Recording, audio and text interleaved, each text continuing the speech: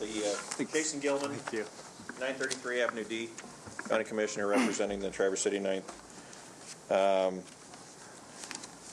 The county's passed its budget, and one of the hard decisions we made was to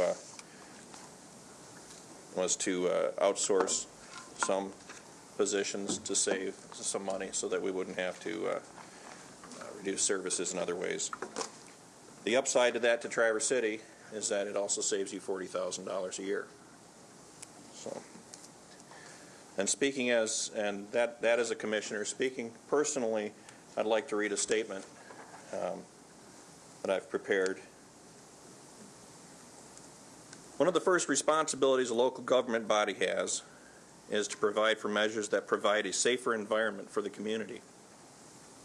To this end, appropriate policing, fire services, and public infrastructure is managed. Aside from this, a council or governing body might provide for a number of ordinances that also enhance the safety and well-being of its citizens. Some will be restrictive, and some might guarantee access to services provided by the local governing authority. A couple of years ago, Traverse City passed a smoking ordinance at beaches, picnic shelters, and playground areas. And according to a Record Eagle article, and I quote the article, Commissioner Ralph Soffredini said it was a move in the right direction, but wanted a more restrictive measure to ban all tobacco in city parks. I think we had an opportunity to take a stand, and we failed to do that, Soffredini said. It does take us a step further towards handling this health problem.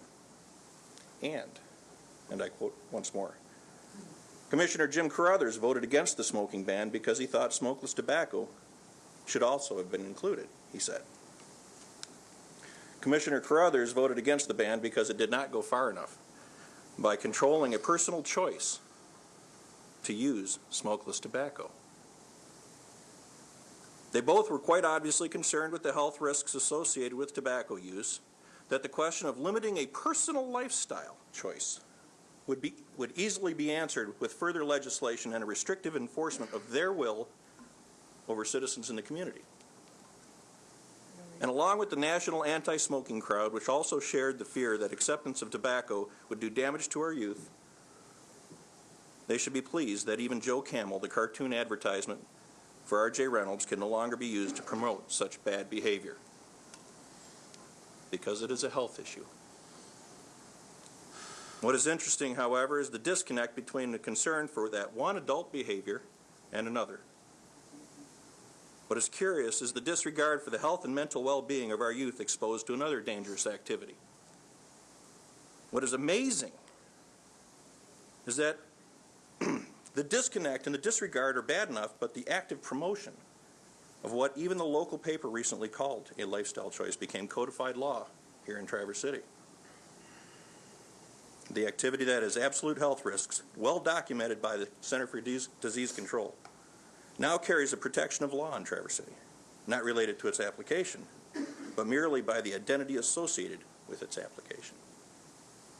Abusing such protections offered through anti-discrimination to those who are born of a certain color, gender, or are encumbered by handicap, Traverse City Commissioners have taken it upon themselves to put at risk the community they serve.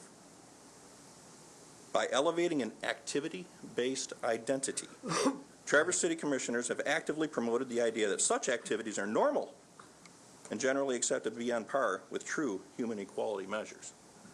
And while our kids are watching, Commissioners said it's not only okay to be that way, but we will punish anyone who disagrees with us.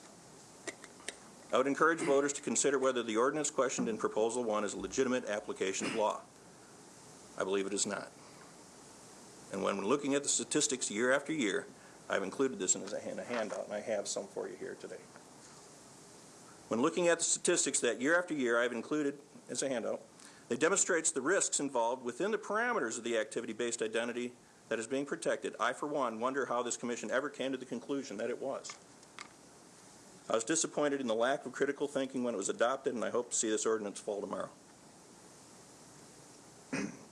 It sends the wrong message to our youth and will engage our citizens in a divisive fight for years to come.